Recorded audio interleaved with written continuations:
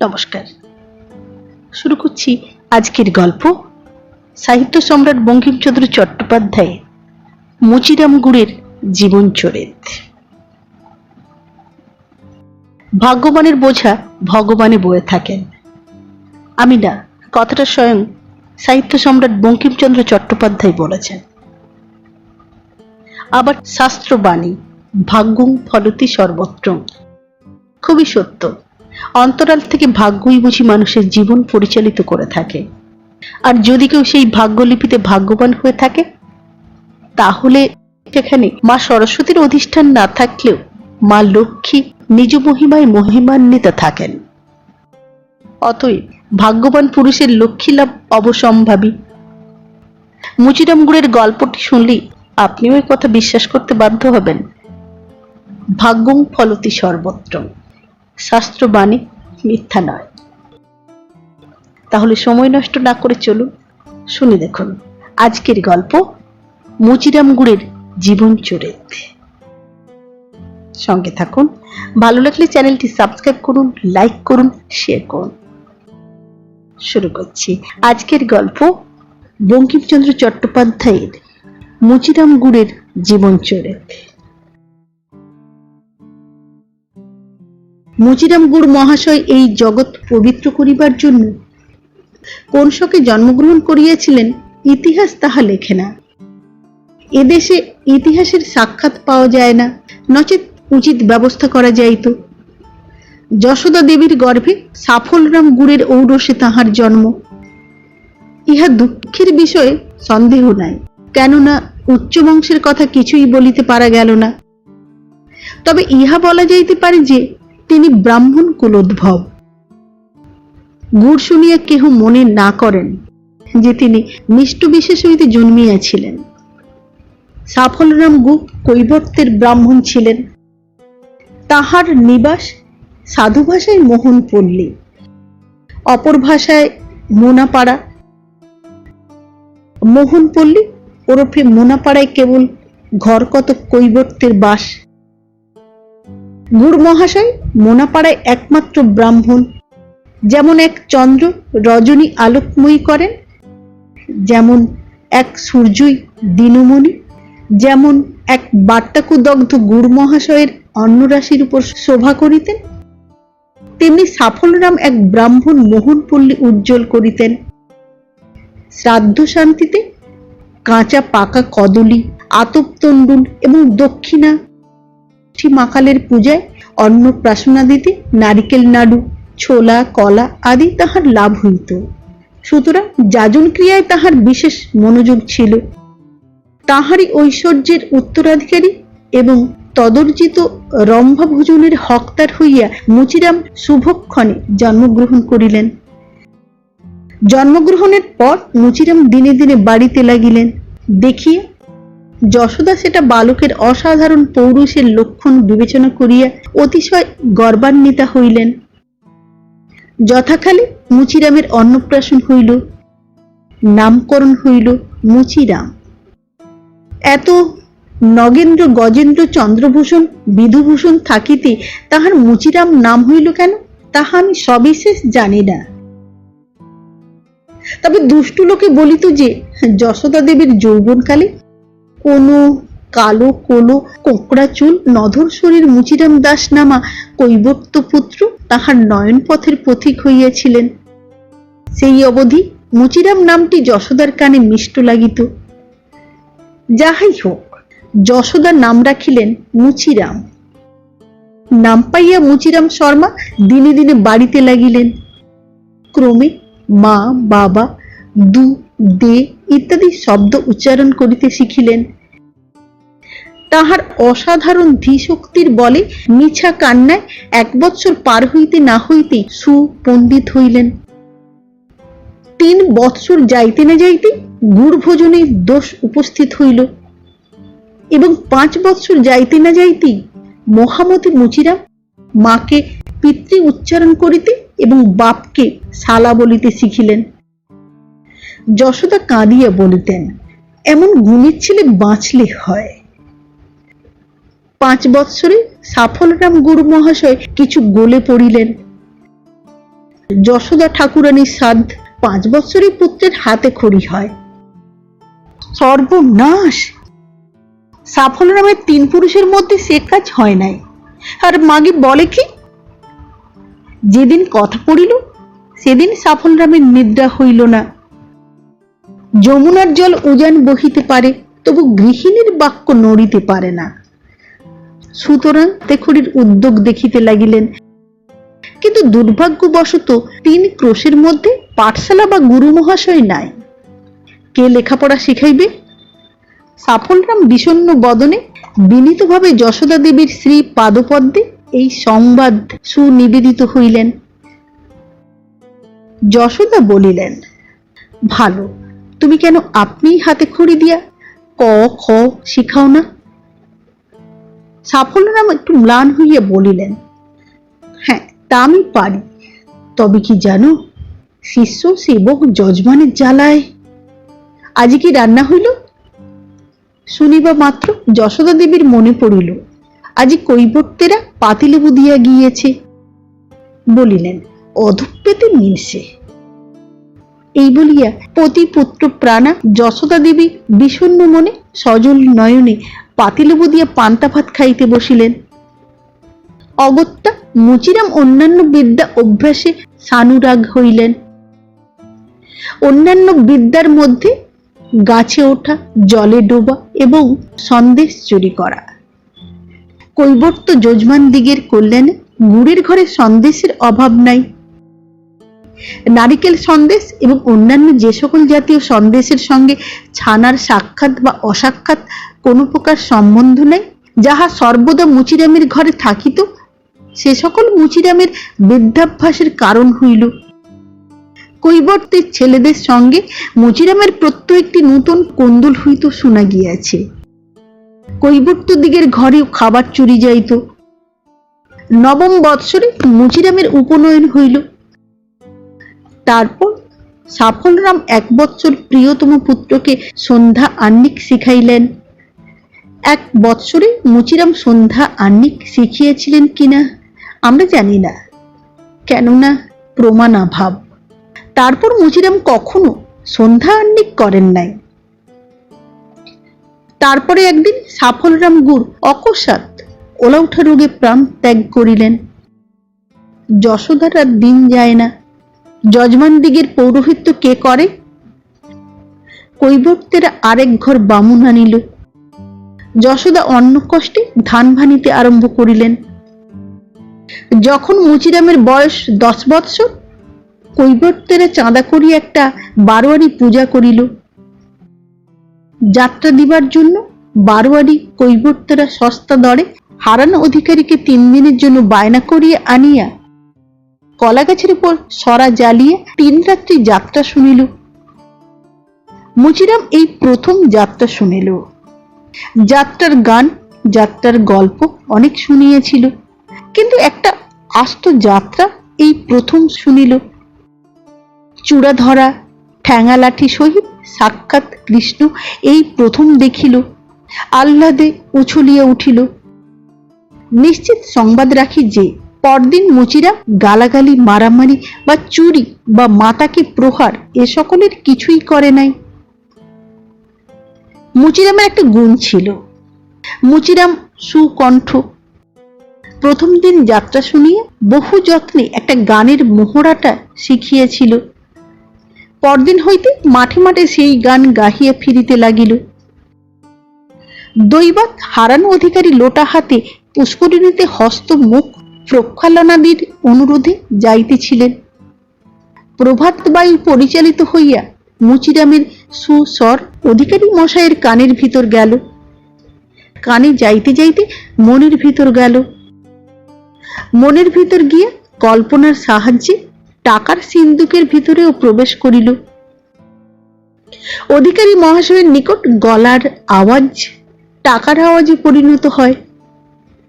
সে দোষে অধিকারী মহাশয় একা দোষী নহেন। জিজ্ঞাসা করিলে অনেক উকিল মশায়েরও ইহার কিছু নিগূঢ় তত্ত্ব বলিয়ে দিতে পারিবেন। তাহাদের কাছেও গলার আওয়াজ টাকার আওয়াজে পরিণত হয়। উকিল বাবুদেরই বা দোষ কি? Glorious British constitution. হায় গলাবাজি সার। অধিকারী মহাশয় মানুষের সঙ্গে প্রেম করেন না, ব্রিটিশ পার্লামেন্টের মতো মনুষ্য কণ্ঠেই মুগ্ধ। অতএব তিনি হাত নাড়িয়া মুচিরামকে ডাকিলেন। মুচিরাম আসিল, তাহার পরিচয় জিজ্ঞাসা করিয়া বলিলেন, তুমি আমার যাত্রা দলে থাকিবে? মুচিরাম আহ্লাদে আটখানা, মাকে জিজ্ঞাসার অপেক্ষা রাখিল না, তখনই সঙ্গে যায়। কিন্তু অধিকারী মনে করিল যে পরের ছেলে না বলিয়া লইয়া যাওয়া, অতএব মুচিরামকে সঙ্গে করিয়া তাহার মার নিকট গেল। শুনিয়া যশোদা বড় কাঁদা কাটা আরম্ভ করিল। সবে একটি ছেলে, আর কেহ নাই, কি প্রকারে ছাড়িয়া দিবে? এদিকে আবার অন্ন জুটে না, যদি একটা খাবার উপায় হইতেছে কেমন করিয়াই বা না বলে? বিধাতা কি আর এমন সুযোগ করিয়ে দিবেন? আমি তা দেখিতে পাই। তবু তো মুচিরাম ভালো খাইবে, ভালো থাকিবে, ভালো পড়িবে। যশোদা যাত্রাওয়ালার দুঃখ জানিত না। অগত্যা 5 টাকা মাসিক বেতন রফা করিয়া যশোদা মুচিরামকে হারান অধিকারীর হস্তে সমর্পণ করিল। তারপর আছাড়িয়া পড়িয়া স্বামীর জন্য কাঁদিতে লাগিল। মুচিরাম অল্পদিনেই জানিল যে যাত্রাওয়ালার জীবন সুখের নয়। যাত্রাওয়ালারা কেবল কোকিলের মতো গান করিয়া ডালে ডালে মুকুল ভোজন করিয়া বেড়ায় না। অল্পদিনে মুচিরামের শরীর শীর্ণ হইল। এ গ্রাম ও গ্রাম ছোটাছুটি করিতে সকল দিন আহার হয় না, রাত্রি জাগিয়া প্রাণ ওষ্ঠাগত। চুলের ভারে মাথায় উকুনে ঘা করিল, গায়ে খড়ি উড়িতে লাগিল। অধিকারীর কানমোলায় কানমোলায় 2 কানে ঘা হইল। শুধু তাই নয়, অধিকারী মশাইয়ের পা টিপিতে হয়, তাকে বাতাস করিতে হয়, তামাক সাজিতে হয়, আরো অনেক রকম দাসত্ব করিতে হয়। অল্পদিনেই মুচিরামের সোনার মেঘ বাষ্পরাশিতে পরিণত হইল। মুচিরামের আরো দুর্ভাগ্য এই যে বুদ্ধিটা বড় তীক্ষ্ণ নহে। গীতের তাল যে পুষ্করিণী তীরস্থ দীর্ঘ বৃক্ষে ফলে না, ইহা বুঝিতে তাহার বহুকাল গেল। ফলে তালিমের সময়ে তালের কথা পড়িলে মুচিরাম অন্যমনস্ক হইত। মনে পড়িত মা কেমন তালের বড়া করে। মুচিরামের চক্ষু দিয়ে এবং রসনা দিয়ে জল বহিয়া যাইত। আবার গান মুখস্থ করা আরো দায়, কিছুতেই মুখস্থ হইত না। কানমোলায় কানমোলায় কান রাঙা হইয়া গেল। সুতরাং আসরে গাহিবার সময়ে পিছন হইতে তাহাকে বলিয়া দিতে হইত। তাহাতে মধ্যে মধ্যে বড় গোল বাঁধিত। সকল সময় ঠিক শুনিতে বা বুঝিতে পারিত না। একদিন পিছন হইতে বলিয়া দিতেছে, নিরোধ কুন্তলা লোচন চঞ্চলা দধতি সুন্দর রূপং। মুচিরাম গাহিল, নিরোধ কুন্তলা, থামিল, আবার পিছন হইতে বলিল, লোচন চঞ্চলা। মুচিরাম ভাবিয়া চিন্তিয়া গাহিল, লুচি চিনি ছোলা। পিছন হইতে বলিয়া দিল, দধতি সুন্দর রূপং। মুচিরাম না বুঝিয়া গাহিল, দধিতে সন্দেশ রূপং। মুচিরামকে কৃষ্ণ সাজিতে হইত, কিন্তু কৃষ্ণের বক্তব্য সকল তাহাকে পিছন হইতে বলিয়া দিতে হইত। বা ধবলটি মুখস্থ ছিল। একদিন মানভঞ্জন যাত্রা হইতেছে, পিছন হইতে মুচিরামকে বক্তৃতা শিখাইয়া দিতেছে। কৃষ্ণকে বলিতে হইবে, মানময়ী রাধে একবার বদন তুলে কথা কও। সেই সময়ে বেহালাওয়ালা মৃদঙ্গীর হাতে তামাকের কলকে দিয়া বলিতেছিল, গুরু খাও। শুনিয়া মুচিরাম বলিল, রাধে একবার বদন তুলে গুড়ো খাও। হাসির চোটে যাত্রা ভাঙিয়া গেল। মুচিরাম প্রথমে বুঝিতে পারিল না হাসি কিসের, যাত্রা ভাঙিল কেন। কিন্তু যখন দেখিল অধিকারী সাজঘরে আসিয়া একগাছা বাঁক সাপটিয়া ধরিয়া তাহার দিকে ধাবমান হইলেন, তখন মুচিরাম হঠাৎ বুঝিল যে এই বাঁক তাহার পৃষ্ঠদেশে অবতীর্ণ হইবার কিছু গুরুতর সম্ভাবনা। অতএব কথিত পৃষ্ঠদেশ স্থানান্তরে লইয়া যাওয়া আশু প্রয়োজন। এই ভাবিয়া মুচিরাম অকস্মাৎ নিষ্ক্রান্ত হইয়া নৈশ অন্ধকারে অন্তর্হিত হইল। অধিকারী মহাশয় বাঁক হস্তে তৎপশ্চাৎ নিষ্ক্রান্ত হইয়া তাহাকে না দেখিতে পাইয়া তাহার ও তাহার পিতৃ পিতামহ, মাতা ও ভগিনীর নানাবিধ অযশ কীর্তন করিতে লাগিলেন। মুচিরামও এক বৃক্ষান্তরালে থাকিয়া অস্ফুট স্বরে অধিকারী মশাইয়ের পিতৃ মাতৃ সম্বন্ধে তদ্রূপ অপবাদ রটনা করিতে লাগিল। অধিকারী মুচিরামের সন্ধান না পাইয়া সাজঘরে গিয়া বেশ ত্যাগ করিয়া দ্বার রুদ্ধ করিয়া শয়ন করিয়া রহিলেন। দেখিয়া মুচিরাম বৃক্ষ ছায়া ত্যাগ করিয়া রুদ্ধদ্বার সমীপে দাঁড়াইয়া অধিকারীকে নানাবিধ অবক্তব্য কদর্য ভাষায় মনে মনে সম্বোধন করিতে লাগিল এবং উভয় হস্তের অঙ্গুষ্ঠ উত্থিত করিয়া তাহাকে কদলী ভোজনের অনুমতি করিল। তৎপরে রুদ্ধ কবাটকে বা কবাটের অন্তরাল স্থিত অধিকারীর বদনচন্দ্রকে একটি লাথি দেখাইয়া মুচিরাম ঠাকুরবাড়ির মন্দিরের রোয়াকে গিয়া শয়ন করিয়া রহিল। প্রভাতে উঠিয়া অধিকারী মহাশয় গ্রামান্তরে যাইবার উদ্যোগ করিতে লাগিলেন। শুনিলেন মুচিরাম আইসে নাই। কেহ কেহ বলিল, তাহাকে খুঁজিয়া আনিব। অধিকারী মহাশয় গালি দিয়ে বলিলেন, জুটতে হয় আপনি জুটবে, এখন আমি খুঁজে বেড়াতে পারি নে।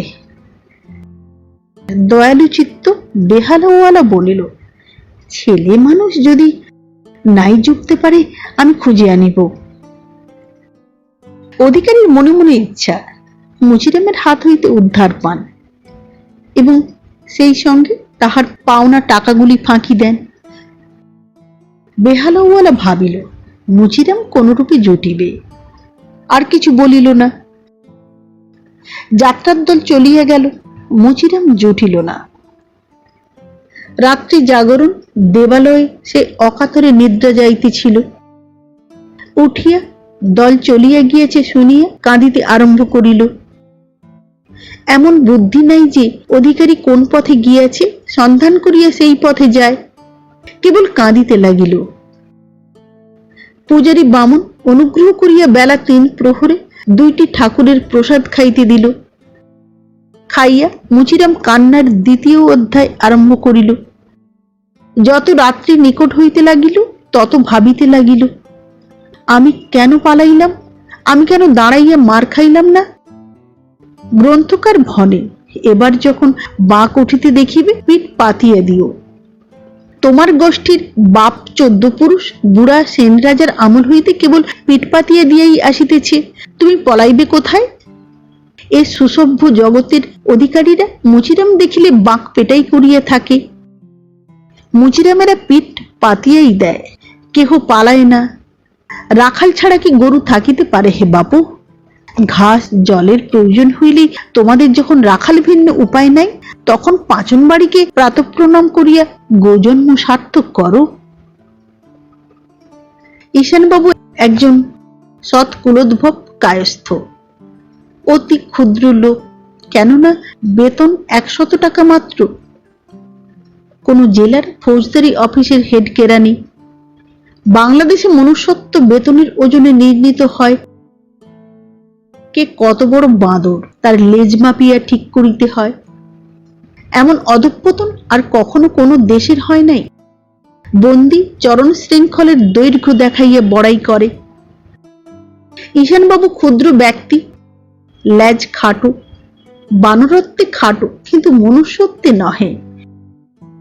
যে গ্রামে হারান অধিকারী সেই অপূর্ব মানভঞ্জন যাত্রা করিয়াছিলেন, ঈশানবাবুর সেই গ্রামে বাস।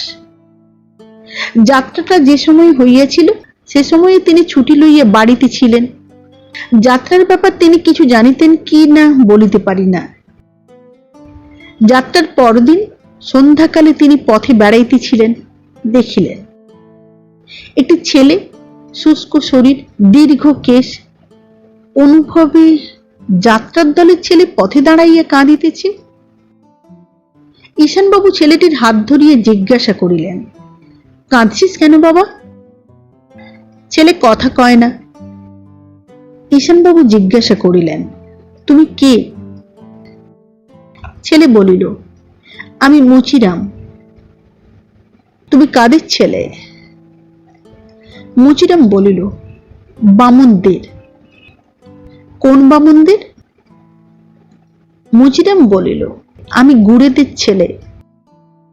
তোমার বাড়ি কোথায়? আমাদের বাড়ি মোনাপাড়া। সে কোথা? তা তো মুচিরামের বিদ্যার মধ্যে নহে। যাই হোক, ঈশানবাবু অল্প সময়ে মুচিরামের দুর্ঘটনা বুঝিয়ে লইলেন। তোমাকে বাড়ি পাঠাইয়া দেব, এই বলিয়া মুচিরামকে আপনার বাড়ি লইয়া গেলেন। মুচিরাম হাত বাড়াইয়া স্বর্গ পাইল। ঈশানবাবু তাহার আহারাদি ও অবস্থিতির উত্তম ব্যবস্থা করিয়া দিলেন। কিন্তু মোনা পাড়ার তো কোনো ঠিকানা হইল না। সুতরাং মুচিরাম ঈশানবাবুর গৃহে বাস করিতে লাগিল। সেখানে আহার পরিচ্ছদের ব্যবস্থা উত্তম এবং কানমলার অত্যন্তাভাব দেখিয়ে মুচিরাম বাড়ির জন্য বিশেষ ব্যস্ত হইল না।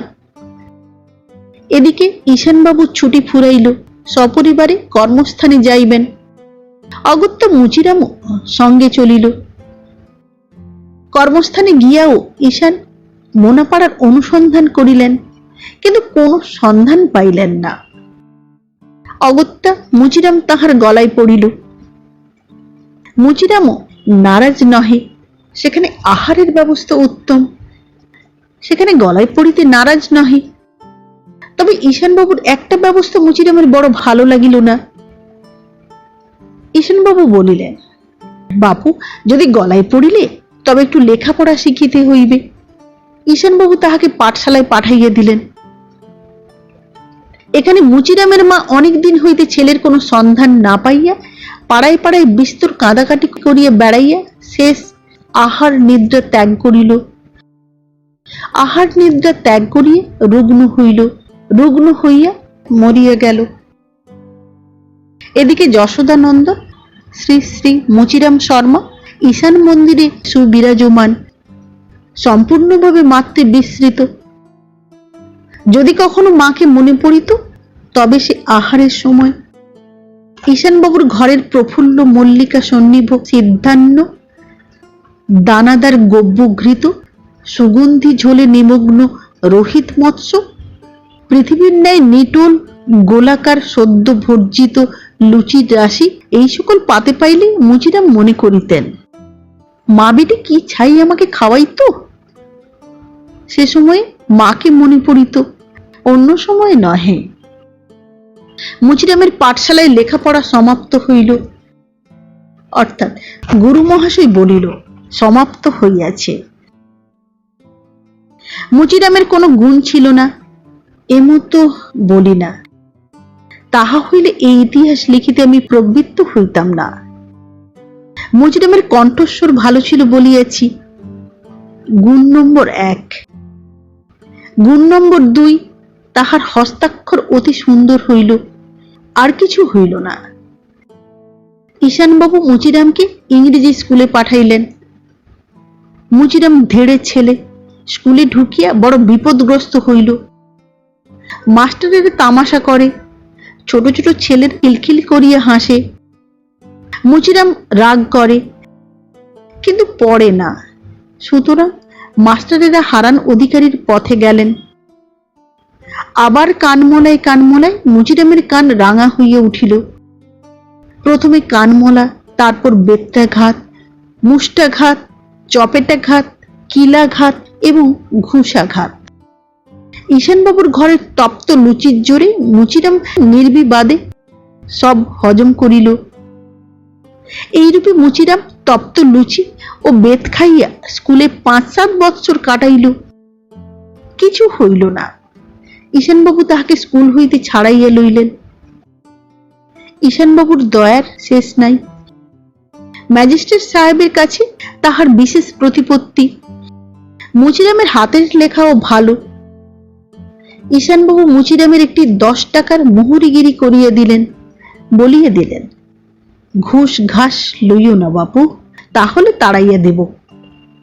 মুচিরাম শর্মা প্রথম দিনই একটা হুকুমের চোরাও নকল করিয়ে দিয়ে 8 ঘন্টা পয়সা হাত করিলেন এবং সন্ধ্যার অল্পকাল পরেই তাহা প্রতিবাসিনী বিশেষের পাদপদ্মে উৎসর্গ করিলেন। এদিকে ঈশানবাবু প্রাচীন হইয়া আসিয়াছিলেন। তিনি ইহার পরেই পেনশন লইয়া স্বকর্ম হইতে অবসৃত হইলেন এবং মুচিরামকে পৃথক বাসা করিয়া দিয়া সপরিবারে স্বদেশে প্রস্থান করিলেন।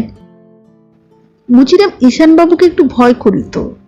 এক্ষণে তাহার পোয়া 12 পড়িয়া গেল। পোয়া 12 মুচিরাম জেলা লুঠিতে লাগিল। প্রথম লোকের কাছে চাহিয়ে চিন্তিয়া 2-4 আনা লইত। তারপর দাও শিথিল। ফেলু শেখের ধানগুলি জমিদার জোর করিয়া কাটিয়া লইতে উদ্যত। সাহেব দয়া করিয়া পুলিশকে হুকুম দিলেন ফেলুর সম্পত্তি রক্ষা করিবে। সাহেব হুকুম দিলেন, কিন্তু পুলিশের নামে পরোয়ানা খানি লেখা আর হয় না। পরোয়ানা লেখা মুচিরামের হাতে। পরোয়ানা যাইতে যাইতে ধান থাকে না। ফেলু মুচিরামকে 1 টাকা, 2 টাকা, 3 টাকা, ক্রমে 5 টাকা স্বীকার করিল। তৎক্ষণাৎ পরোয়ানা বাহির হইল। তখন ম্যাজিস্ট্রেটেরা সহস্তে জবানবন্দি লইতেন না। এক কোণে বসিয়া এক একজন মুহুরি ফিসফিস করিয়া জিজ্ঞাসা করিত, আর যাহা ইচ্ছা তাহা লিখিত। সাক্ষীরা একরকম বলিত, মুচিরাম আরেক রকম জবানবন্দি লিখিতেন। মোকদ্দমা বুঝিয়া ফি সাক্ষ্য প্রতি 4 আনা, 8 আনা, 1 টাকা পাইতেন। মোকদ্দমা বুঝিয়া মুচির দাও মারিতেন। অধিক টাকা পাইলে সব উল্টা লিখিতেন। এইরূপে নানা প্রকার ফিকির ফন্দিতে মুচিরাম অনেক টাকা উপার্জন করিতে লাগিলেন। তিনি একা নহেন, সকলেই করিত। তবে মুচি কিছু অধিক নির্লজ্জ। কখনো কখনো লোকের ট্যাক হইতে টাকা কাড়িয়া লইত। যাই হোক, মুচি শীঘ্রই বড় মানুষ হইয়া উঠিল। কোন মুচি না হয়? অচিরাৎ সেই প্রতিবাসিনী স্বর্ণালঙ্কারে ভূষিতা হইল। মদ, গাঁজা, গুলি, চরস, আফিং যাহার নাম করতে আছে এবং যাহার নাম করিতে নাই, সকলই মুচিবাবুর গৃহকে অহর্নিশি আলোক ও ধূমময় করিতে লাগিল। মুচিরামেরও চেহারা ফিরিতে লাগিল, গালে মাস লাগিল, হাড় ঢাকিয়া আসিল, পরিচ্ছদের বৈচিত্র্য জন্মিতে লাগিল। সাদা, কালো, নীল, জর্দা, রাঙা, গোলাপি প্রভৃতি নানা বর্ণের বস্ত্রে মুচিরাম সর্বদা রঞ্জিত। রাত্রি দিন মাথায় তেড়ি কাটা, অধরে তাম্বুলের রাগ এবং কণ্ঠে নিধুর টপ্পা। সুতরাং মুচিরামের পোয়া 12। দোষের মধ্যে সাহেব বড় খিটখিট করে। মুচিরাম একে ঘোরতর বোকা, কোনো কর্মই ভালো করিয়া করিতে পারিত না। তাহাতে আবার দুর্জয় লোভ। সকলটাতে মুচিরাম গালি খাইত। সাহেবটাও বড় বদরাগী। অনেক সময়ে মুচিরামকে কাগজপত্র ছুঁড়িয়া মারিত। সাহেবের হৃদয়ে দয়া ছিল, নচেত মুচিরামের চাকরি অধিককাল টিকিত না। সৌভাগ্যক্রমে সে সাহেব বদলি হইয়া গেল, আরেকজন আসিল। এই নতুন সাহেবটির নাম গ্রোগান হাম। লিখিবার সময় লোকে লিখিত গঙ্গার হ্যাম, বলিবার সময় বলিত গঙ্গারাম সাহেব। গঙ্গারাম সাহেব অতি ভদ্রলোক, দয়ার সাগর, কাহারও কোনো অনিষ্ট করিতেন না। মোকদ্দমা করিতে গিয়ে কেবল ডিসমিস করিতেন। তবে সাহেব কিছু অলস, কাজকর্মে বড় মন দিতেন না এবং নিজে সরল বলিয়া তাবেদার দিগের উপর বড় বিশ্বাস ছিল। সকল কর্মের ভার সেরেস্তাদার এবং হেড কেরানির উপর ছিল। যতদিন সাহেব ওই জেলায় ছিলেন, একদিনের জন্য একখানি চিঠি সহস্তে মুসাবিদা করেন নাই। হেড কেরানি সব করিত। সাহেব প্রথম আসিয়া মুচিরামের কালো কালো নধর সুচিক্কণ শরীরটি দেখিয়ে এবং তাহার আভূমি প্রণত ডবল সেলাম দেখিয়ে নিজের সরল চিত্তে একেবারে সিদ্ধান্ত করিলেন যে আফিসের মধ্যে এই সর্বাপেক্ষা উপযুক্ত লোক। সে বিশ্বাস তাহার কিছুতেই গেল না। যাইবারও কোনো কারণ ছিল না। কেননা কাজকর্মের তিনি খবর রাখিতেন না। একদিন আফিসের মীর মুন্সি মির্জা গোলাম সাফরদার খাঁ সাহেব দুনিয়াদারি নামাফিক মনে করিয়া ফৌত করিলেন। সাহেব পরদিনই মুচিরামকে ডাকিয়া তৎপদে অভিষিক্ত করিলেন। মীর মুন্সির বেতন 20 টাকা, কিন্তু বেতনে কি করে? মুচিরাম শর্মা বিদ্যা চিন্তা করিতে সক্ষম নহেন, কোষ্ঠীতে তাহা লেখে নাই। বিষ্ণু শর্মার উপদেশানুসারে দুইটা একজনে পারে না। মৃত্যু ভয় রহিত হইয়া তিনি অর্থ চিন্তায় প্রবৃত্ত। যদি সেই হিতোপদেশগুলি অধীর হইবার যোগ্য হয়, যদি সেই গ্রন্থ 19 শতাব্দীতে পূজার যোগ্য হয়, তবে মুচিরামও প্রাজ্ঞ, আর এদেশের সকল মুচি প্রাজ্ঞ।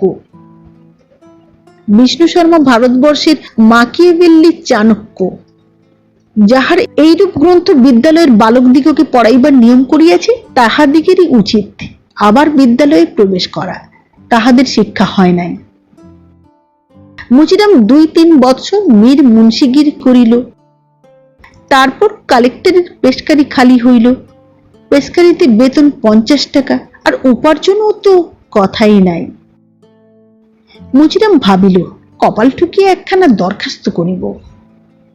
তখন কালেক্টর ও ম্যাজিস্ট্রেট পৃথক পৃথক ব্যক্তি হইত।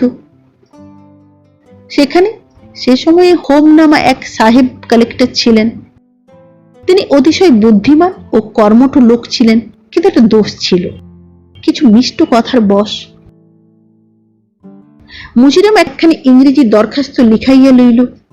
মুচিরামের নিজ বিদ্যা দরখাস্ত পর্যন্ত কুলায় না। যে দরখাস্ত লিখিল, মুচিরাম তাহাকে বলিয়া দিলেন, দেখিও যেন ভালো ইংরেজি না হয়, আর যা হোক না হোক দরখাস্তের ভিতর যেন গোটা 20 মাই লর্ড আর ইউর লর্ডশিপ থাকে। লিপিকার সেই রকম দরখাস্ত লিখিয়া দিল। তখন শ্রী মুচিরাম বেশভূষায় প্রবৃত্ত হইলেন। আপনার 4খানি ঢিলা পায়জামা পরিত্যাগ করিয়া থানের ধুতি শ্রীঅঙ্গে পরিধান করিলেন। চুড়িদার আস্তিন আলপাকার চাপকান পরিত্যাগ করিয়া পূর্বক ঢিলা লং ক্লথের চাপকান গ্রহণ করিলেন। লাটুদার পাগড়ি ফেলিয়ে দিয়ে সহস্তে মাথায় বিড়া জড়াইলেন। ইতিপূর্বে গঙ্গারাম সাহেবকে হরেক রকম সেলাম করিয়া কাঁদো কাঁদো মুখ করিয়া একখানা সুপারিশ চিঠি বাহির করিয়া লইয়াছিলেন।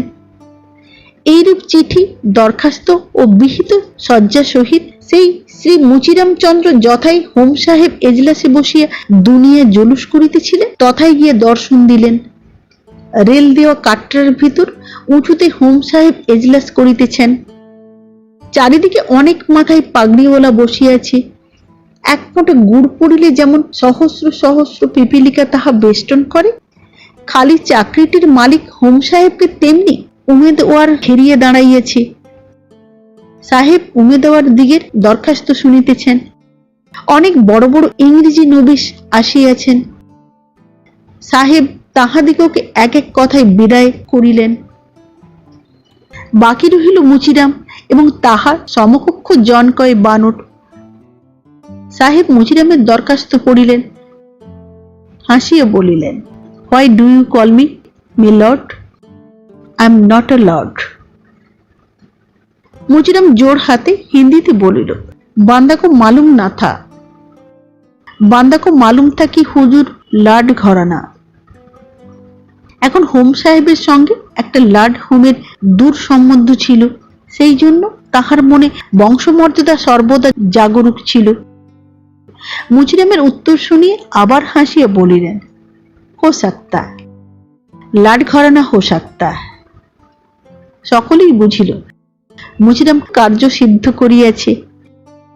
মুচিরাম জোর হাতে প্রত্যুত্তর করিল, বান্দার লোককে বাঁচতে হুজুর লাড হ্যায়। সাহেব মুচিরামকে আর 2-4টি কথা জিজ্ঞাসাবাদ করিয়া তাহাকে পেশকারিতে বহাল করিলেন। Struggle for existence, survival of the fittest. মুচির দলই এ পৃথিবীতে চিরজয়ী। হোম সাহেবের কিছুমাত্র দোষ নাই। দেশি বিদেশি সকল মনুষ্যই এইরূপ, সকলেই মিষ্ট কথার বশ। অবোধ বাঙালিরা আজকাল মিষ্ট কথা ভুলিতেছে। হোম সাহেব একজন অতিশয় সুদক্ষ সুবিজ্ঞ লোক। মূর্খ মুচিরামও তাহাকে ভুলাইতে পারিল কেবল মিষ্ট কথার বলে। মুচিরাম বাবু এখন তিনি একটা ভারী রকম বাবু। এখন তাহাকে শুধু মুচিরাম বলা যাইতে পারে না। মুচিরাম বাবু পেশকারি পাইয়া বড় ফাঁপড়ে পড়িলেন। বিদ্যা বুদ্ধিতে পেশকারি পর্যন্ত কুলায় না, কাজ চলে কি প্রকারে? ভাগ্যবানের বোঝা ভগবানে বয়। মুচিরাম বাবুর বোঝা বাহিত হইল। ভজগোবিন্দ চক্রবর্তী নামে একজন সেই কালেক্টরি অফিসে থাকে। ভজগোবিন্দ 12 বৎসর টাইদ নবিশ আছে। সে বুদ্ধিমান কর্মঠ, কালেক্টরির সকল কাজ 12 বৎসর ধরিয়া শিখিয়াছে। কিন্তু মুরব্বী নাই, ভাগ্য নাই, এ পর্যন্ত কিছু হয় নাই। তাহার বাসা খরচ চলে না। মুচিরাম তাহাকে অবলম্বন করিলেন, আপনার বাসায় লইয়া গিয়া রাখিলেন। ভজগোবিন্দ মুচিরামের বাসায় থাকে, খায়, পরে গৃহকর্মের সহায়তা করে। রাত্রিকালে বাবুর ঘরে বাহিরে মোসাহেবি করে এবং আফিসের সমস্ত কাজকর্ম করিয়া দেয়। মুচিরাম তাহাকে টাকাটা সিকেটা দেওয়াইয়া দেন। ভজগোবিন্দের সাহায্যে মুচিরামের কর্ম কাজ রেলগাড়ির মতো গড়গড় করিয়া চলিল। হোম সাহেব অনেক প্রশংসা করিতেন। বিশেষ মুচিরাম বিশুদ্ধ প্রণালীতে সেলাম করিত এবং মাই লর্ড এবং ইউর ওনার কিছুতেই ছাড়িত না। মুচিরাম বাবুর উপার্জনের আর সীমা রহিল না, হাতে অনেক টাকা জমিয়া গেল। ভজগোবিন্দ বলিল, টাকা ফেলিয়া রাখিবার প্রয়োজন নাই, তালুক মুলুক করুন। মুচিরাম সম্মত হইলেন, কিন্তু যে যে জেলায় কর্ম করে সে জেলায় বিষয় খরিদ করা নিষেধ। ভজগোবিন্দ বলিল যে বেনামিতে কিনুন। কাহার বেনামিতে? ভজগোবিন্দের ইচ্ছা, ভজগোবিন্দের নামেই বিষয় খরিদ হয়, কিন্তু সাহস করিয়া বলিতে পারিল না। এদিকে মুচিরাম কাহারও বাসায় গল্প শুনিয়া আসিলেন যে স্ত্রীর অপেক্ষা আত্মীয় কেহ নাই। কথাটাই তাহার সম্পূর্ণ বিশ্বাস হইল কিনা জানি না, কিন্তু মনে মনে ভাবিলেন যে স্ত্রীর নামে বিষয় করাই বেনামি শ্রেষ্ঠ। আগে লোকে বিষয় করিত ঠাকুরের নামে, এখন বিষয় করিতে হয় ঠাকুরুনের নামে।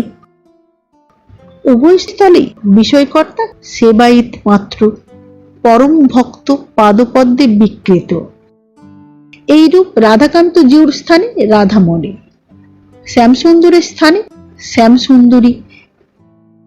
শ্যামসুন্দরী দেবী মালিক হওয়া ভালো হইয়াছে কি মন্দ হইয়াছে জানি না, তবে একটা কথা বোঝা যায়, বিষয় হস্তান্তরের কিছু সুবিধা হইয়াছে। দধি ভক্ষণের পক্ষে নেপুর খুব সুযোগ হইয়াছে। স্ত্রীর বেনামিতে বিষয় করা শ্রেয়, ইহা মুচিরাম বুঝিলেন। কিন্তু এই সংকল্পে একটা সামান্য রকম বিঘ্ন উপস্থিত হইল। মুচিরামের স্ত্রী নাই, এ পর্যন্ত তাহার বিবাহ করা হয় নাই, অনুকল্পের অভাব ছিল না। কিন্তু এ স্থলে অনুকল্প চলিবে কিনা তদ্বিষয়ে পেশকার মহাশয় কিছু সন্ধিয়ান হইলেন। ভজগোবিন্দের সঙ্গে কিছু বিচার হইল, কিন্তু ভজগোবিন্দ এক প্রকার বুঝাইয়া দিল যে এ স্থলে অনুকল্প চলিবে না। অতএব মুচিরাম দ্বার গ্রহণে কৃত সংকল্প হইলেন। কোন কুল পবিত্র করিবেন তাহার অন্বেষণ করিতেছিলেন। এমন সময় ভজগোবিন্দ জানাইল যে তাহার একটি অবিবাহিতা ভগিনী আছে। ভজগোবিন্দের পিতৃকুল উজ্জ্বল করায় ক্ষতি নাই। অতএব মুচিরাম একদিন সন্ধ্যার পর শুভ লগ্নে মাথায় টোপর দিয়া পট্ট বস্ত্র পরিধান করিয়া ভদ্রকালী নাম্নী ভজগোবিন্দের সহোদরাকে সৌভাগ্যশালিনী করিলেন। তাহার পর হইতে ভদ্রকালীর নামে অনেক জমিদারি পত্তনি ছলে বলে কলে কৌশলে খরিদ হইতে লাগিল। ভদ্রকালী হঠাৎ জেলার মধ্যে একজন প্রধানা ভূমধ্যিকারিণী হইয়া দাঁড়াইলেন। ভদ্রকালীর 12 বৎসর বয়সে বিবাহ হয়। মুচিরামের এমনি অদৃষ্ট, বিবাহের পর 2 বৎসরের মধ্যে ভদ্রকালী 14 বৎসরের হইল। 14 বৎসরের হইয়েই ভদ্রকালী ভজগোবিন্দের একটি চাকরির জন্য মুচিরামের উপর দৌরাত্ম্য আরম্ভ করিল। সুতরাং মুচিরাম চেষ্টা চরিত্র করিয়া বজগোবিন্দের একটি মুহুরিগিরি করিয়া দিলেন। ইহাতে মুচিরাম কিছু বিপন্ন হইলেন। এক্ষণে বজগোবিন্দের নিজের কাজ হইল, সে মনোযোগ দিয়ে নিজের কাজ করে। মুচিরামের কাজ করিয়া দিবার তাহার তত অবকাশ থাকে না। বজগোবিন্দ সুপাত্র শীঘ্রই হোম সাহেবের প্রিয় পাত্র হইল। মুচিরামের কাজের যে সকল ত্রুটি হইতে লাগিল, হোম সাহেব তাহা দেখিয়াও দেখিতেন না। আভূমি প্রণত সেলাম এবং মাই লর্ড বুলির গুণে সে সকলের প্রতি অন্ধ হইয়া রহিলেন। মুচিরামের প্রতি তাহার দয়া অচলা রহিল। দুর্ভাগ্যবশত সময়ে হোম সাহেব বদলি হইয়া গেলেন। তাহার স্থানে রিড সাহেব আসিলেন। রিড অতি বিচক্ষণ ব্যক্তি, অতি অল্পদিনেই বুঝিলেন মুচিরাম একটি অকর্মা অথচ ভারী রকমের ঘুষখোর। মুচিরামকে আফিস হইতে বহিষ্কৃত করা মনে স্থির করিলেন। কিন্তু রিড সাহেব যেমন বিচক্ষণ তেমনি দয়াশীল ও ন্যায়বান। মিছে ছুতা ছলে কাহাকে একেবারে অন্নহীন করিতে অনিচ্ছুক। মুচিরাম যে বিপুল ভূসম্পত্তি করিয়াছে, রিড সাহেব তাহা জানিতে পারেন নাই। রিড সাহেব মুচিরামকে দুই একবার ইস্তফা দিতে বলিয়াছিলেন বটে, কিন্তু মুচিরাম চোখে জল আনিয়ে দুই চারিবার গরিবখানা বেগর মারা জায়গা বলাতে তিনি নিরস্ত হইয়াছিলেন।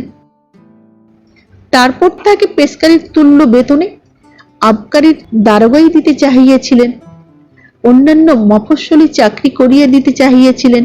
কিন্তু আবার মুচিরাম চোখে জল আনিয়া বলে যে, আমার শরীর ভালো নহে, মফস্বলে গেলে মরিয়া যাইব, হুজুরের চরণের নিকট থাকিতে চাই। সুতরাং দয়ালু চিত্ত রিড সাহেব নিরস্ত হইলেন, কিন্তু তাহাকে লইয়া আর কাজও চলে না। অগত্যা রিড সাহেব মুচিরামকে ডেপুটি কালেক্টর করিবার জন্য গভর্নমেন্টে রিপোর্ট করিলেন। সেই সময় হোম সাহেব সেক্রেটারি ছিলেন। রিপোর্ট পৌঁছিবা মাত্র মুচিরাম ডেপুটি বাহাদুরিতে নিযুক্ত হইলেন। রিড সাহেব ইহাতে বিজ্ঞ লোকের মতোই কাজ করিয়াছিলেন। তিনি বিলক্ষণ জানিতেন যে ভারী ঘুষখোরেও ডেপুটি হইলেই ঘুষ খাওয়া ত্যাগ করে। ডেপুটিগিরি এক প্রকারে আমলাদিগের বৈধব্য। বিধবা হইলে আর মাছ খাইতে নাই। আর মুচিরাম যে মূর্খ তাহাতে কিছু আসিয়া যায় না, সেরূপ অনেক ডেপুটি আছে। ডেপুটিগিরিতে বিদ্যা বুদ্ধির বিশেষ প্রয়োজন দেখা যায় না। অতএব রিড সাহেব লোকহিতার্থ মুচিরামকে ডেপুটি করিবার জন্য রিপোর্ট করিয়াছিলেন। আফিসে সংবাদ পৌঁছিল যে মুচিরামের উচ্চ পদ হইয়াছে। একজন বুড়া মুহুরি ছিল, সে বড় সাধু ভাষা বুঝিত না। উচ্চ পদ শুনিয়া সে বলিল, কি ঠ্যাং উঁচু করেছেন নাকি? ভাগাড়ে দিয়া আইবা। মুচিরামের মাথায় বজ্রাঘাত হইল। তিনি পেশকারিতে ঘুষ লইয়া অসংখ্য টাকা রোজগার করেন, 250 টাকার ডেপুটিগিরিতে তাহার কি হইবে? মুচিরাম সিদ্ধান্ত করিলেন ডেপুটিগিরি অস্বীকার করিবেন।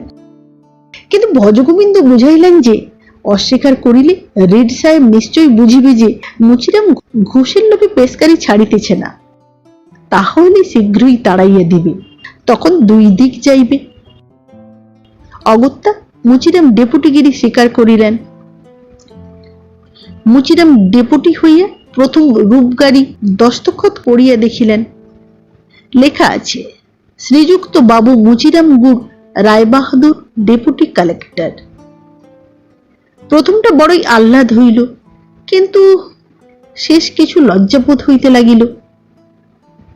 যে মুহুরি রূপগাড়ি লিখিয়েছিল তাহাকে ডাকিয়া বলিলেন, ওহে, গুড়টা নাই লিখিলে? শুধু মুচিরাম রায়বাহাদুর লেখায় ক্ষতি কি?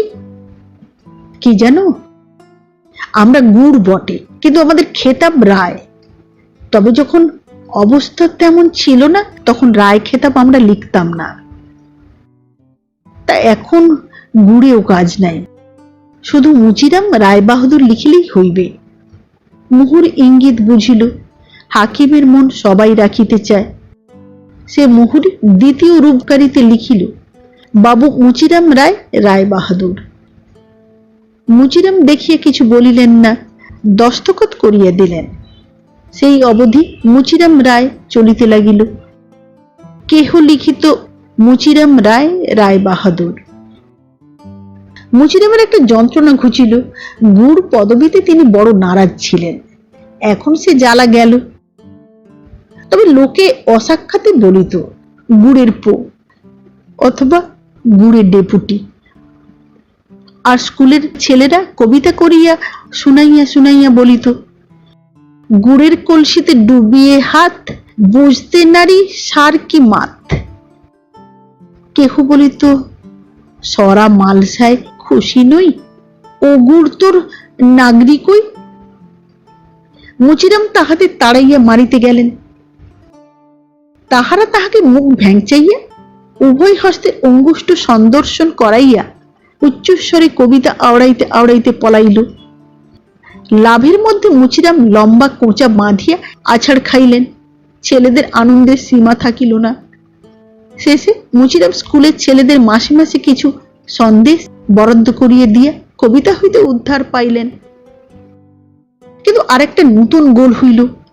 শীতকালে খেজুর গুড়ের সন্দেশ উঠিল। ময়রারা তাহার নাম দিল ডেপুটি মন্ডা। বাজারে যাহা হোক, সাহেব মহলে মুচিরামের বড় সুখ্যাতি হইল। বৎসর বৎসর রিপোর্ট হইতে লাগিল, এরূপ সুযোগ্য ডেপুটি আর নাই। এরূপ সুখ্যাতির কারণ প্রথম সেই মিষ্ট কথা। একবার তিনি কমিশনার সাহেবের সঙ্গে সাক্ষাৎ করিতে গিয়েছিলেন। সাহেব তখন মেম সাহেবের সঙ্গে ঝগড়া করিয়া গরম মেজাজে ছিলেন। এতালা হইবা মাত্র বলিলেন, নেকাল দেও শালাকে। বাহির হইতে মুচিরাম শুনিতে পাইয়া সেইখান হইতে দুই হাতে সেলাম করিয়া বলিল, বহুত খুব হুজুর, হামারা বহন কো খোদা জিতা রাখে। দ্বিতীয়, মুচিরাম ডেপুটির হাতে প্রায় সপ্তম পঞ্চমের কাজ ছিল, অন্য কাজ বড় ছিল না। সপ্তম পঞ্চমের মোকদ্দমায় একে সহজেই বড় বিচার আচারের প্রয়োজন হইত না। তাতে আবার মুচিরাম বিচার আচারের বড় ধার ধারিতেন না, চোখ বুজিয়ে ডিক্রি দিতেন। নথির কাগজও বড় পড়িতেন না। সুতরাং মাসকাবার দেখিয়া সাহেবরা ধন্য ধন্য করিতে লাগিল। জনরূপ এই যে মুচিরামের একেবারে হঠাৎ সর্বোচ্চ শ্রেণীতে পদবৃদ্ধি হইবে। কতগুলো চ্যাংড়া ছোঁড়া শুনিয়ে বলিল, আরো পদবৃদ্ধি? 6টা পা হবে নাকি? দুর্ভাগ্যক্রমে এই সময়ে চট্টগ্রামের কালেক্টরিতে কিছু গোলযোগ উপস্থিত হইল। গোল মেটাইবার জন্য সেখানকার কমিশনার একজন ভারী বিচক্ষণ ডেপুটি কালেক্টর পাইবার প্রার্থনা করিলেন। বোর্ড বলিলেন, বিচক্ষণ ডেপুটি সে তো মুচিরাম ভিন্ন আর কাহাকেও দেখি না, তাহাকেই চট্টগ্রাম পাঠানো হোক। গভর্নমেন্ট সেই কথা মঞ্জুর করিয়া মুচিরামকে চাটি গাঁ বদলি করিলেন।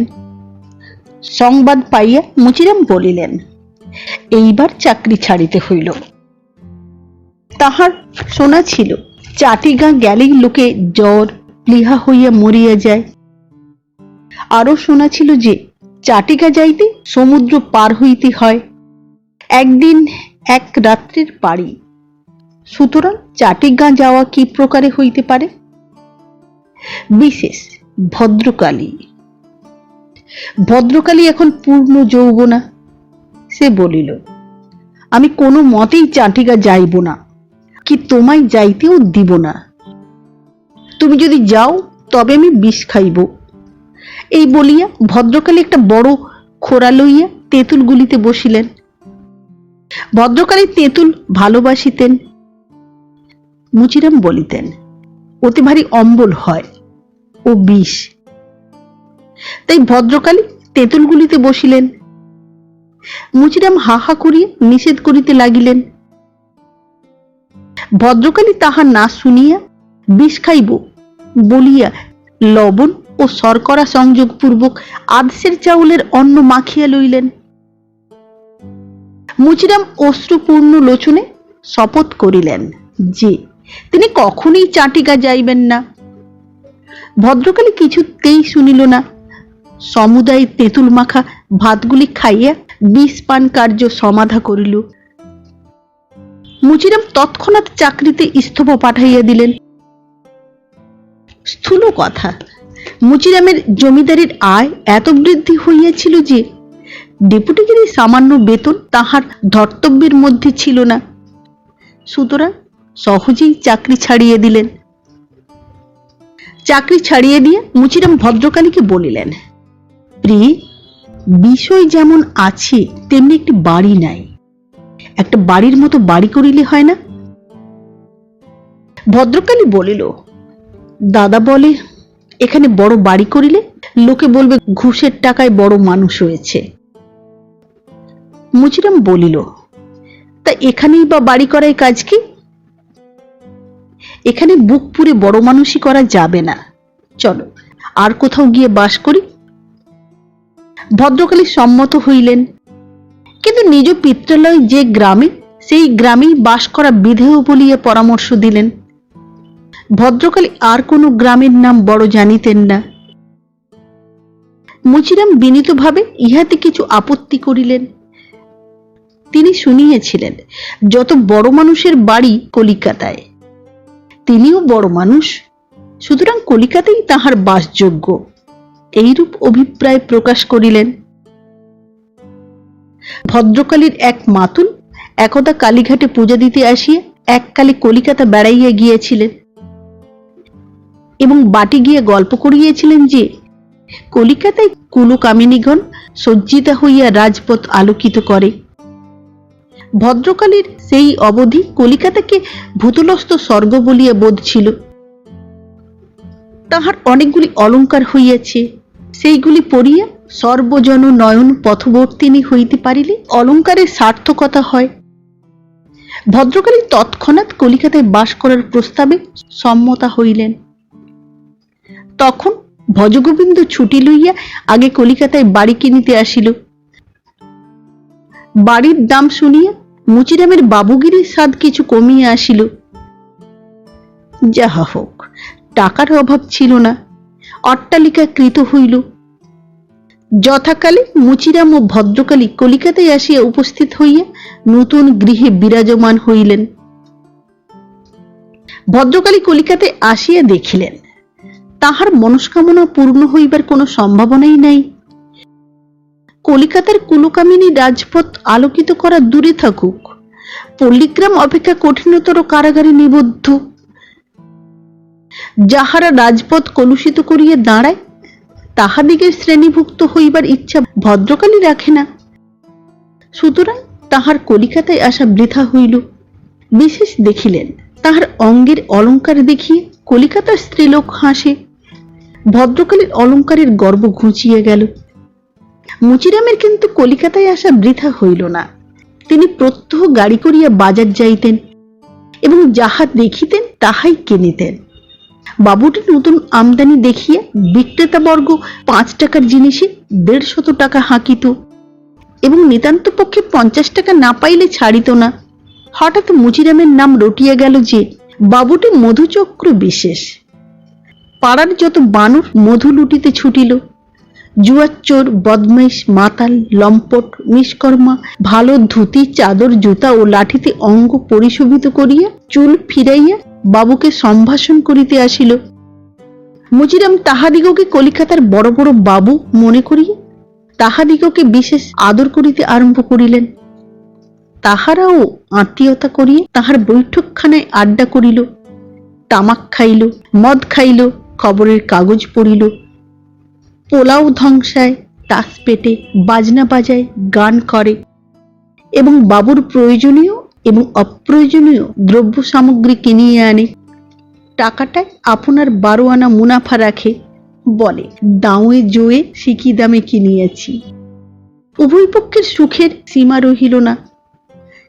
যে গলিতে মুচিরাম বাড়ি লইয়াছিলেন সেই গলিতেই একজন প্রথম শ্রেণীর বাটপাড় বাস করিতেন। তাহার নাম রামচন্দ্র দত্ত। রামচন্দ্রবাবু প্রথম শ্রেণীর বাটপাড়। একটু ব্রান্ডি বা একখানা কাটলেটের লোভে কাহারও আনুগত্য করিবার লোক নহেন। তাহার ত্রিতল গৃহ সকুসুম উদ্যান তুল্য রঞ্জিত। তাহার দরজায় অনেকগুলো দারোয়ান গালপাট্টা বাঁধিয়া সিদ্ধি ঘুঁটে। আস্তা বলে অনেকগুলি অশ্বের পদধ্বনি শোনা যায়। 3খানা গাড়ি আছে, সোনা বাঁধা হুঁকা, হীরা বাঁধা গৃহিণী, হ্যান্ড নোটে বাঁধা ইংরেজ খাদক এবং তাড়া বাঁধা কাগজ সকলই ছিল। তথাপি তিনি জুয়াচ্চোর, জুয়াচ্চুরিতেই এ সকল হইয়াছিল। তিনি যখন শুনিলেন টাকার বোঝা লইয়া গ্রাম্য গর্ধব পাড়ায় আসিয়া চড়িয়া বেড়াইতেছে, তখন ভাবিলেন যে গর্ধবের পৃষ্ঠ হইতে টাকার বোঝাটি নামাইয়া লইয়া তাহার উপকার করিতে হইবে। আহা, অবোধ পশু, এত ভারী বোঝা বহিবে কি প্রকারে? বোঝাটি নামাইয়া লইয়া তাহার উপকার করি। প্রথম প্রয়োজন মুচিরামের সঙ্গে আলাপ পরিচয়। রামচন্দ্রবাবু বড়লোক, মুচিরামের বাড়ি আগে যাইবেন না। ইঙ্গিত পাইয়া একজন অনুচর মুচিরামের কানে তুলিয়া দিল। রামচন্দ্রবাবু কলিকাতার অতি প্রধান লোক আর মুচিরামের প্রতিবেশী। মুচিরামের সঙ্গে আলাপ করিবার জন্য অতি ব্যস্ত, সুতরাং মুচিরাম গিয়া উপস্থিত। এইরূপে উভয়ে উভয়ের নিকট পরিচিত হইলেন। উভয়ে উভয়ের বাড়ি যাতায়াত হইতে লাগিল। ঘন ঘন যাতায়াতে ক্রমে সৌহার্দ্য বৃদ্ধি হইল। রামচন্দ্রবাবুর সেই ইচ্ছা। তিনি চতুর, মুচিরাম নির্বোধ। মুচিরাম গ্রাম্য, তিনি নাগরিক। অল্পকালেই মুচিরাম মৎস্য ফাঁদে পড়িল, রামচন্দ্রের সঙ্গে বন্ধুত্ব করিল। রামচন্দ্র তাহার মুরব্বী হইলেন, মুচিরামের নাগরিক জীবনযাত্রা নির্বাহে শিক্ষাগুরু হইলেন। তিনি নাগরিক জীবন নির্বাহে মুচিরামের শিক্ষাগুরু। তাহার হস্তে ক্রমে গ্রাম্য বানর শহুরে বানরে পরিণত হইল। এই সময় তিনি ভজগোবিন্দকে যে পত্র লিখিয়েছিলেন তাহা এইরূপ: তোমার পুত্রের বিবাহ শুনিয়া আহ্লাদ হইল। টাকায় তেমন আনুকূল্য করিতে পারিলাম না, মাপ করিও। 2খানা গাড়ি কিনিয়াছি। একটা আরবের ঝুড়িতে 2200 টাকা পড়িয়াছে।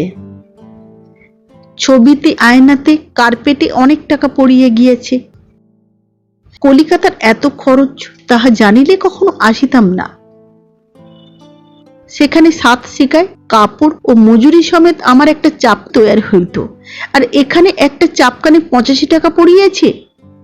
1 সেট রূপার বাসনে অনেক টাকা লাগিয়েছে। থালা, বাটি, গ্যালাস, যে বাসনের কথা বলিতেছি, না, এ সেট টেবিলের জন্য। বরকন্যাকে আমার হইয়া আশীর্বাদ করিবে। তারপর মুচিরাম কলিকাতায় যে কেহ একটু খ্যাতিযুক্ত তাহারই বাড়িতে রামচন্দ্রবাবুর পশ্চাতে পশ্চাতে যাইতে আরম্ভ করিলেন। কোন নামজাদা বাবু তাহার বাড়িতে আসিলে জন্ম সার্থক মনে করিতেন। কিসে আসি সেই চেষ্টায় ফিরিতেন। এইরূপ আচরণে রামবাবুর সাহায্যে কলিকাতার সকল বর্ধিষ্ণু লোকের সঙ্গে তাহার আলাপ হইল। টাকার মান সর্বত্র।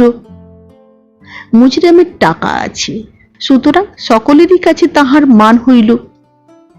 তারপর মুচিরাম কলিকাতার ইংরেজ মহল আক্রমণ করিলেন।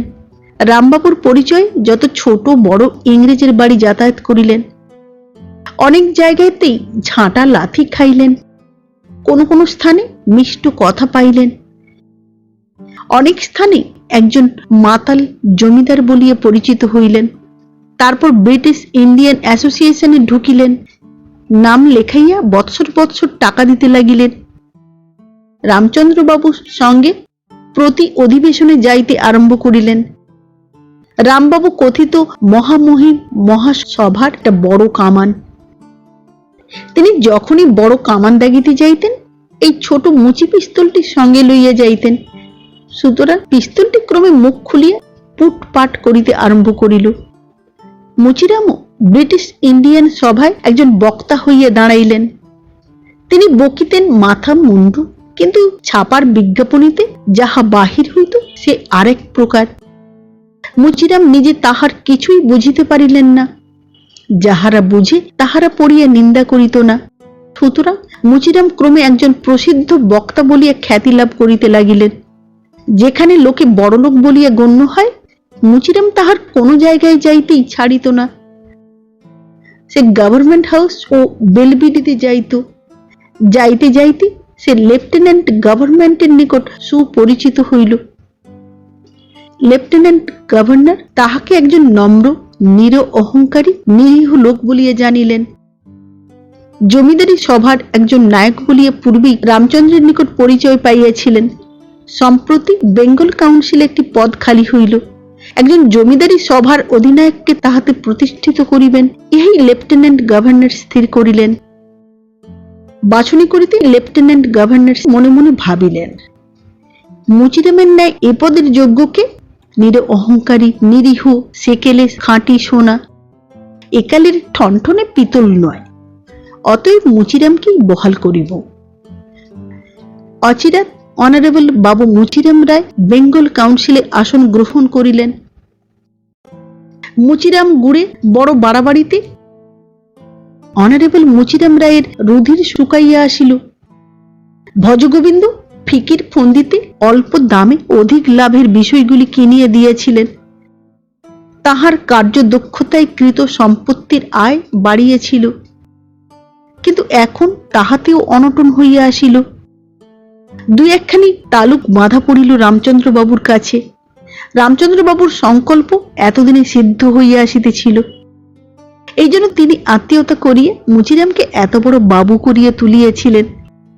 রামচন্দ্র অর্ধেক মূল্যে তালুকগুলি বাঁধা রাখিলেন। তিনি জানেন যে মুচিরাম কখনো শুধাইতে পারিবে না, অর্ধেক মূল্যে বিষয়গুলি তাহার হইবে। আরও তালুক বাঁধা পড়ে এমন গতিক হইয়া আসিল। এই সময় ভজগোবিন্দ আসিয়া উপস্থিত হইল। সে শুনিয়াছিল যে গভর্নর প্রভৃতি বড় বড় সাহেব তাহার ভগ্নিপতির হাত ধরা। এই সুযোগে একটা বড় চাকরি জোটাইয়া লইতে হইবে। এই ভরসায় ছুটি লইয়া কলিকাতায় আসিলেন। আসিয়া শুনিলেন মুচিরামের গতিক ভালো নহে। তাহার উদ্ধারের উপায় বলিয়ে দিলেন। বলিলেন, মহাশয়, আপনি কখনো তালুকে যান নাই, গেলে কিছু পাওয়া যাইবে, তালুকে যান। মুচিরাম আনন্দিত হইল, ভাবিল, তাই তো, এমন সোজা কথাটা আমার মনে আসিল না। মুচিরাম খুশি হইয়া ভজগোবিন্দের কথায় স্বীকৃত হইল। চন্দনপুর নামে তালুক, সেইখানেই বাবু গেলেন। প্রজাদিগের অবস্থা বড় ভালো। সে বৎসর নিকটবর্তী স্থানগুলিতে দুর্ভিক্ষ উপস্থিত, কিন্তু সে মহালে কিছু না। কখনো মুচিরাম প্রজাদিগের নিকট হইতে কিছু গ্রহণ করেন নাই। মুচিরাম নির্বিরোধী লোক। কখনো মুচিরাম প্রজাদিগের উপর কোনো অত্যাচার করিতেন না। আজ ভজগোবিন্দের পরামর্শে সশরীরে তথায় উপস্থিত হইয়া বলিলেন, আমার কন্যার বিবাহ উপস্থিত, বড় দায়গ্রস্ত হইয়াছি, কিছু ভিক্ষা দাও। প্রজারা দয়া করিল। প্রজা সুখে থাকিলে জমিদারকে সকল সময়ে দয়া করিতে প্রস্তুত। জমিদার আসিয়াছে সংবাদ পাইয়া পালে পালে প্রজা ট্যাকে টাকা লইয়া মুচিরাম দর্শনে আসিতে আরম্ভ করিল। মুচিরামের বাক্স টাকায় পরিপূর্ণ হইতে লাগিল। কিন্তু ইহাতে তাহার আরেক প্রকার সৌভাগ্যের উদয় হইল। প্রজারা দলে দলে মুচিরাম দর্শনে আসে। কোনদিন 50, কোনদিন 60, কোনদিন 80, কোনদিন 100, এইরূপ। যাহাদের বাড়ি নিকট তাহারা দর্শন করিয়া ফিরিয়া যায়। যাহাদের বাড়ি দূর তাহারা দোকান হইতে খাদ্য সামগ্রী কিনিয়া একটা বাগানের ভিতর রাঁধিয়া বাড়িয়া খায়। মহলটি একে খুব বড়। মুচিরামের এত বড় জমিদারি আর নাই।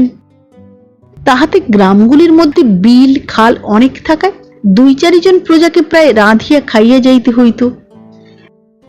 একদিন অনেক দূর হইতে প্রায় 100 প্রজা আসিয়াছে। তাহাদের বাড়ি একটা ভারী জলাপার। নিকাশ প্রকাশে তাহাদের বেলা গেল। তাহারা বাড়ি ফিরিতে পারিল না। বাগানে রাঁধা বাড়া করিতে লাগিল। রাত্রি থাকিয়া প্রাতে যাত্রা করিবে। তাহারা যখন খাইতে বসিল, সেই সময়ে নিকটস্থ মাঠ পার হইয়া অশ্বযানে একটি সাহেব যাইতেছিলেন। সাহেবটির নাম মিনওয়েল সাহেব। তিনি ওই জেলার প্রধান রাজপুরুষ, ম্যাজিস্ট্রেট, কালেক্টর। সাহেবটি ভালো লোক, ন্যায়বান, হিতৈষী এবং পরিশ্রমী। কিসে এদেশের লোকের মঙ্গল সাধন করিবেন, সেই জন্য সর্বদা চিন্তিত। পূর্বেই বলিয়াছি, সে বৎসর ওই অঞ্চলে দুর্ভিক্ষ হইয়াছিল। সাহেব দুর্ভিক্ষের তদারকে বাহির হইয়াছিলেন। নিকটস্থ কোনো গ্রামে তাহার তাঁবু পড়িয়াছিল। তিনি এখন অশ্বারোহণে তাঁবুতে যাইতেছিলেন। যাইতে যাইতে দেখিতে পাইলেন একটা বাগানের ভিতর কতকগুলো লোক ভোজন করিতেছে। দেখিয়েই সহজেই সিদ্ধান্ত করিলেন, ইহারা সকলে দুর্ভিক্ষ পীড়িত উপবাসী দরিদ্র লোক হইবে। কোন বদান্য ব্যক্তি ইহাদের ভোজন করাইতেছে। সবিশেষ তত্ত্ব জানিবার জন্য নিকটে একজন চাষাকে দেখিয়া জিজ্ঞাসাবাদ আরম্ভ করিলেন। চাষা অবশ্য ইংরেজি জানে না, সাহেব উত্তম বাংলা জানেন। পরীক্ষা দিয়া পুরস্কার পাইয়াছিলেন, সুতরাং চাষার সঙ্গে বাংলায় কথোপকথন আরম্ভ করিলেন। সাহেব চাষাকে জিজ্ঞাসা করিলেন, তোমাদিগের গেডামে ডুডবেক্কা কেমন আছে? চাষা তো জানে না ডুডবেক্কা কাহাকে বলে। সে ফাঁপড়ে পড়িল। ডুডবেক্কা কোনো ব্যক্তি বিশেষের নাম হইবে, কিন্তু কেমন আছে ইহার উত্তর কি দেবে? যদি বলে যে সে ব্যক্তিকে আমি চিনি না, তাহা হইলে সাহেব হয়তো একগা চাবুক দিবে। আর যদি বলে যে ভালো আছে, তাহা হইলে সাহেব হয়তো ডুডবেক্কাকে ডাকিয়া আনিতে বলিবে। তাহা হইলে সে কি করিবে? চাষা ভাবিয়ে চিন্তে উত্তর করিল, বেমার আছে। বেমার? I mean sick. সাহেব ভাবিতে লাগিলেন, well, there may be much sickness. The fellow does not understand perhaps. These people are so dull. এসে ডুডবেক্কা অধিক কিংবা অল্প আছে? চাষা উত্তর করিল, হুজুর, আমাদের গায়ে ভারী ডুডবেক্কা আছে। এখন চাষা কিছু ভাবিয়া পাইল, স্থির করিল যে এ যখন সাহেব, তবে অবশ্য হাকিম। হাকিম যখন জিজ্ঞাসা করিতেছে যে ডুডবেক্কা অধিক আছে কি অল্প আছে, তখন ডুডবেক্কা একটা ট্যাক্সের নাম না হইয়া যায় না। ভাবিল, কই, আমরা তো ডুডবেক্কা ট্যাক্স দিই না। কিন্তু যদি বলি আমাদের গ্রামে সে ট্যাক্স নাই, তবে বেটা এখনই ট্যাক্স বসাইয়া যাইবে। অতএব মিছা কথা বলাই ভালো। সাহেব পুনরপি জিজ্ঞাসা করিলেন, তোমাদের গ্রামে ডুডবেক্কা অধিক কিংবা অল্প আছে? চাষা উত্তর করিল, হুজুর, আমাদের গায়ে ভারী ডুডবেক্কা আছে। সাহেব ভাবিলেন, আই থট অ্যাজ মাচ। পরে বাগানে যে সকল লোক খাইতেছিল তৎপরে অঙ্গুলি নির্দেশ করিয়া জিজ্ঞাসা করিলেন, কে ভোজন করিল? উদ্দেশ্য, কে ভোজন করাইল? চাষা বলিল, প্রজারা ভোজন করছে। সাহেব চটিয়া গেলেন, তাহা আমি জানি। দে ইট। ফুফে, টাকা কাহার? এখন সে চাষা জানে যে যত টাকা আসিতেছে সকলই জমিদারের সিন্ধুকে যাইতেছে। সে নিজেও কিছু দিয়ে আসিয়াছিল, কত টাকা আসিতেছে। অতএব এবার বিনা বিলম্বে উত্তর করিল, টাকা জমিদারের হুজুর। সাহেব আবার জিজ্ঞাসা করিল, জমিদারের নাম কি? চাষা বলিল, মুচিরাম রায়। সাহেব আবার জিজ্ঞাসা করিল, কত দিবস ভোজন করিয়াছ? চাষা বলিল, তা ধর্মাবতার প্রজারা রোজ রোজ আসে, খাওয়া দাওয়া করে। সাহেব বলিল, এ গ্রামের নাম কি? চাষা বলিল, চন্দনপুর। সাহেব নোটবুক বাহির করিয়া তাহাতে পেন্সিলে লিখিলেন, ফর ফ্যামিলি রিপোর্ট, বাবু মুচিরাম রে, জমিদার of চিন্ননপুর, feeds every day a large number of his peoples. সাহেব তখন ঘোড়ায় চাবুক মারিয়া তাঁবুতে চলিলেন। চাষা আসিয়া গ্রামে রটাইল, একটা সাহেব টাকায় ৮ আনা হিসাবে ট্যাক্স বসাইতে আসিয়াছিল। চাষা মহাশয়ের বুদ্ধি কৌশলে বিমুখ হইয়াছে। ওদিকে মিনওয়েল সাহেব যথাকালে ফ্যামিলি রিপোর্টে লিখিলেন। একটা প্যারাগ্রাফ শুধু মুচিরাম সম্বন্ধে, তাহাতে প্রতিপন্ন হইল যে মুচিরাম জমিদার দিগের আদর্শ স্থল, এই দুঃসময় অন্নদান করিয়া সকল প্রজাগুলির প্রাণ রক্ষা করিয়াছে। রিপোর্ট কমিশনারিতে গেল। কমিশনারের হস্ত হইতে কিছু উজ্জ্বলতর বর্ণে রঞ্জিত হইয়া গভর্নমেন্টে গেল। গভর্নমেন্টের এই বিবেচনা যে যার প্রজা সেই যদি দুর্ভিক্ষের সময় তাহাদের আহার যোগায়, তাহা হইলে দুর্ভিক্ষ প্রশ্নের উত্তম মীমাংসা হয়। অতএব মুচিরামের ন্যায় বদান্য জমিদার দিগের সম্মানিত ও উৎসাহিত করা নিতান্ত কর্তব্য। তজ্জন্য বাংলা গভর্নমেন্ট ভারতবর্ষীয় গভর্নমেন্টের নিকট অনুরোধ করিলেন যে বাবু মুচিরাম রায় মহাশয়কে, শ্রোতা একবার হরি হরি বলো, বাবু মুচিরাম রায় মহাশয়কে রাজা বাহাদুর উপাধি দেওয়া যায়। ইন্ডিয়ান গভর্নমেন্ট বলিলেন তথাস্তু। গেজেট হইল রাজা মুচিরাম রায় রায় বাহাদুর। বাবু মুচিরাম রায় মহাশয়কে তোমরা সবাই আরেকবার হরি হরি বলো। নমস্কার। মুচিরাম গুড়ের জীবন চরিত পাঠ করে শোনালাম। পরিবেশনকালীন ভুল ত্রুটি নিজে গুণে ক্ষমা করবেন। ভালো লাগলে চ্যানেলটি সাবস্ক্রাইব করবেন, লাইক করবেন, শেয়ার করবেন। আবার দেখা হবে আগামী পর্বে একটি নতুন গল্প নিয়ে। আজকের মতো নমস্কার।